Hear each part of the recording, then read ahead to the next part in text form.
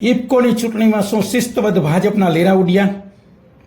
ઇફકોની ચૂંટણીની અંદર ભાજપના મેન્ડેટનું શું સુરસુર્યું થયું?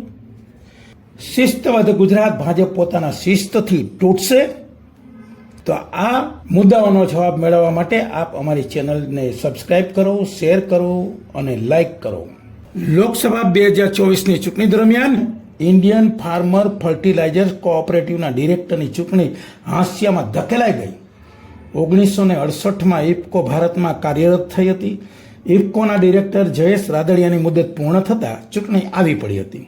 અન્યને ઠેકાણે પાડવા અને મારાને ગોઠવવા માટે સહકારી ક્ષેત્રની ચૂંટણીમાં CR પાટીલે મેન્ડેટવાળી કરી હતી.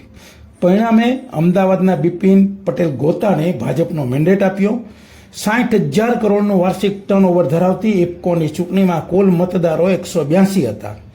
સૌરાષ્ટ્રના 98 હતા, જ્યારે ઉત્તર ગુજરાત, મધ્ય ગુજરાત અને દક્ષિણ ગુજરાતના થઈ અને કુલ 84 મતદારો હતા.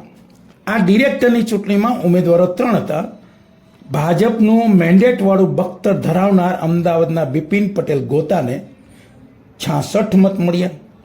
હંમેશા નદીના પ્રવાહની વિરુદ્ધ દિશામાં ચાલનાર જયેશ રાદડિયાને 113 મત મળ્યા અને વિજય ઝાટકિયાને માત્ર 1 મત મળ્યો.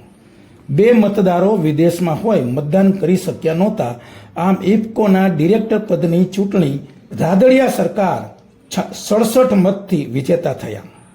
ઇફકોના ચેરમેન દિલીપ સંઘાણીએ જયેશ રાદડિયાને પીઠબળ પૂરું પાડ્યું હતું. ડિરેક્ટરની ચૂંટણી સંપન્ન થઈ અને જયેશ રાદડિયાનો 67 મતથી વિજય થયો. પરંતુ સાપ ગયા ને લીસોટર રહ્યાની જેમ ગુજરાતમાં જેનો સૂર્ય મધ્યાહને તપે છે અને ભાજપ માટે ગુજરાત વિધાનસભા માટે ધારાસભાની 156 બેઠકો લાવવાનો રેકોર્ડ સર્જનાર CR પાટીલના મેન્ડેટનું સુરસુર્યું થઈ ગયું. ભાજપના કાર્યકરોનો હવે અસંતોષ બહાર આવવાની શરૂઆત થઈ ગઈ છે.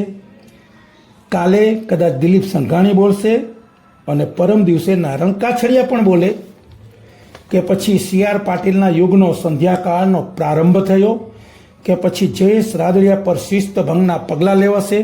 પણ એક વાત ચોક્કસ છે કે શિસ્તબદ્ધ ગુજરાત ભાજપમાં સુસુપ્ત શક્તિઓ જાગૃત થઈને ઉકળતો ચરુ જોવા મળે તો નવાઈ નહીં કે પછી ગુજરાતમાં શિસ્તબદ્ધ ભાજપ પોતાના શિસ્તથી જ તૂટશે. એ તો આવનારો સમય બતાવશે.